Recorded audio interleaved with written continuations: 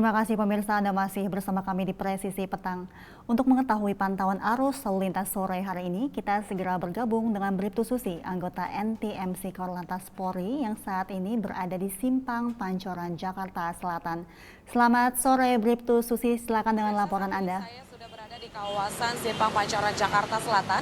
Kami laporkan bagaimana kondisi arus lalu lintas pada sore hari ini bertepatan di jam pulang perkantoran, yakni dari arah Pasar Minggu ataupun Kalibata yang lurus menuju ke arah Manggarai. Saat ini memang sudah mulai mengalami peningkatan jumlah kendaraan dan lonjakan volume kendaraan juga masih terus terjadi. Begitu juga untuk arah sebaliknya dari arah Manggarai yang akan memasuki ke kawasan Pasar Minggu dan juga Kalibata saat ini juga mengalami kepadatan dan ketersendatan juga terjadi di kawasan ini.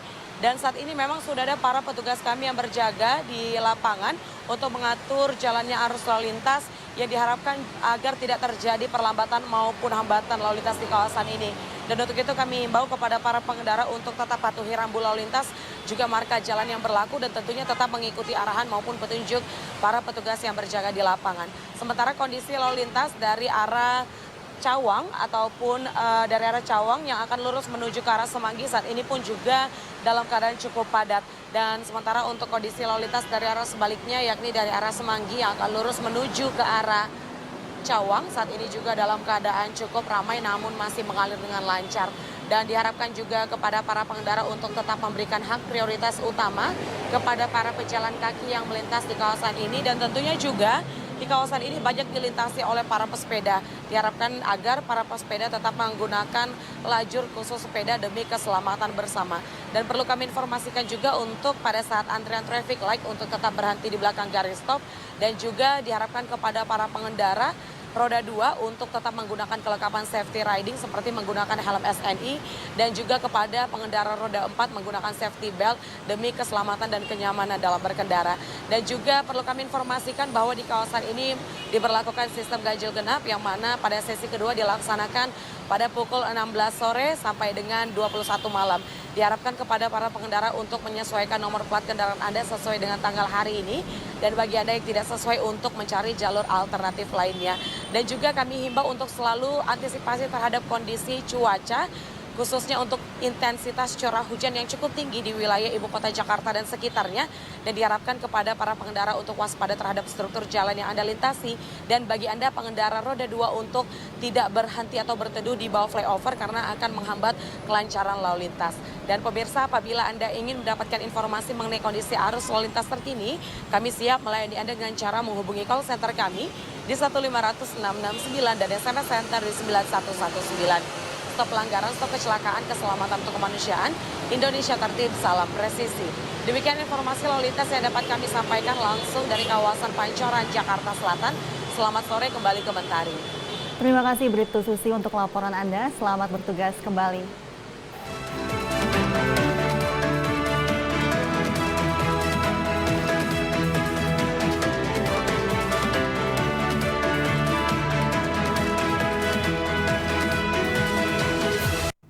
Presiden Joko Widodo melanjutkan rangkaian kunjungan kerja hari ketiganya di Kota Kupang, Nusa Tenggara Timur. Pada hari ini 6 Desember 2023, Presiden Joko Widodo meresmikan sejumlah infrastruktur mulai dari rumah sakit hingga gereja. Dalam kunjungannya ke Nusa Tenggara Timur, Presiden Joko Widodo meresmikan sejumlah infrastruktur di Kota Kupang, Nusa Tenggara Timur pada Rabu pagi 6 Desember 2023. Pada kunjungan kerja hari ketiga, Presiden Joko Widodo meresmikan sejumlah infrastruktur, yakni Rumah Sakit Umum Pusat, Dr. Ben Boy, sistem penyediaan air minum hingga Gereja Katedral Keuskupan Agung Kupang. Ini adalah rumah sakit terbesar di Indonesia bagian timur, utamanya di NTT. Menempati lahan seluas kurang lebih 14 hektar, dan bangunannya sendiri 35.000 meter persegi. Ini rumah sakit yang besar sekali. Saya lihat juga alkesnya,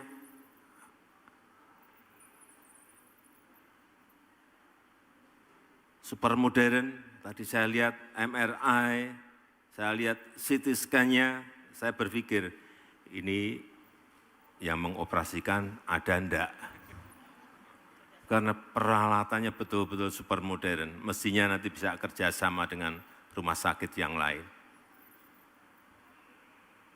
Ada tadi seperti apa, CT scan, satu alat saja tadi saya tanya ke Pak Menteri Kesehatan, 20 miliar. Ini yang harus terus kita rawat. Dan semoga ini menjadi infrastruktur kesehatan di NTT dan juga bisa meningkatkan pelayanan kesehatan bagi masyarakat. Tidak usah jauh-jauh ke Jakarta, cukup di sini semuanya bisa ditangani. Dan yang paling penting juga penambahan SDM, utamanya yang dokter spesialis dan subspesialis, segera memang harus dikejar agar kekurangan yang ada bisa segera dipenuhi. Pembangunan Gereja Katedral Keuskupan Agung Kupang yang sempat rusak akibat diterjang badai Seroja tersebut kini telah rampung. Pembangunan Gereja Katedral ini menghabiskan anggaran lebih dari 24 miliar rupiah. Pada peresmian ini, Presiden Joko Widodo berharap gereja bersejarah tersebut dapat mempererat persaudaraan dan kerukunan antar warga. Dibangun, direhabilitasi, dan tadi waktu saya masuk, saya betul-betul terkagum-kagum. Interior di dalam sangat bagus sekali, indah sekali. Renovasi gereja katedral ini dilakukan secara menyeluruh dengan membangun gereja baru yang lebih luas dari bangunan sebelumnya dan dilengkapi dengan pembangunan sekretariat, paroki, menara lonceng, ruang panel, dan genset. Dan hari ini kita betul-betul bisa melihat bersama-sama wajah baru Katedral Gereja Katolik Kristus Raja Katedral di Kupang ini. Yang megah, yang indah, yang tertata rapi. Gereja bersejarah yang menjadi bagian dari keberadaan Gereja Katolik di Kota Kupang.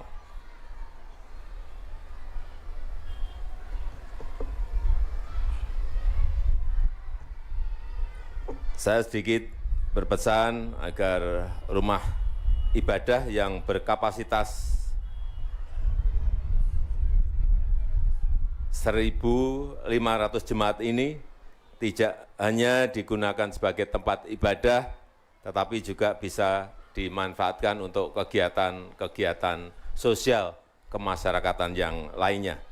Menyediakan ruang-ruang untuk membangun dialog, mempererat persaudaraan, mempererat kerukunan untuk memperkokoh persatuan dan kesatuan bangsa.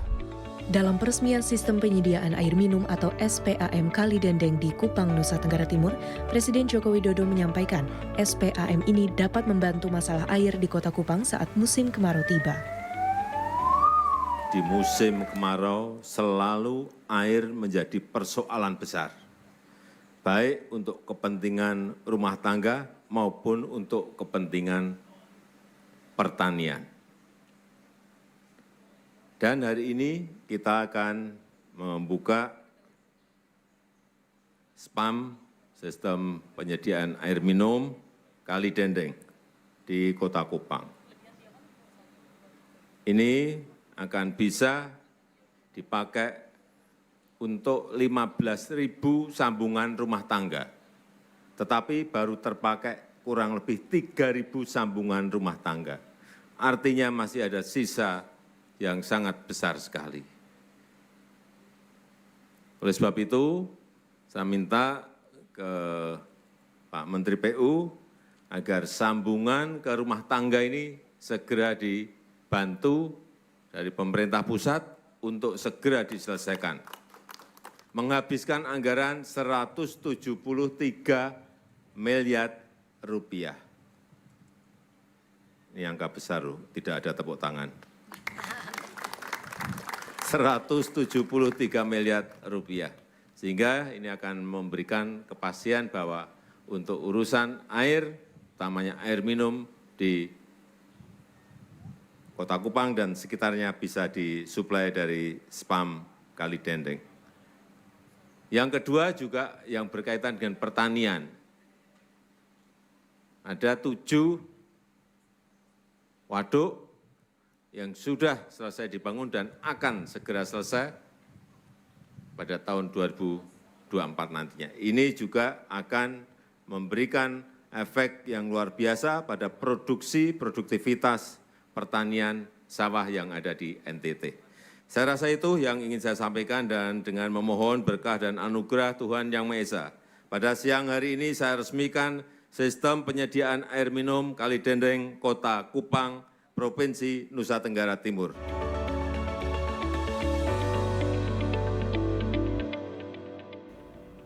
Pemirsa tetaplah bersama kami, Presisi Petang akan segera kembali.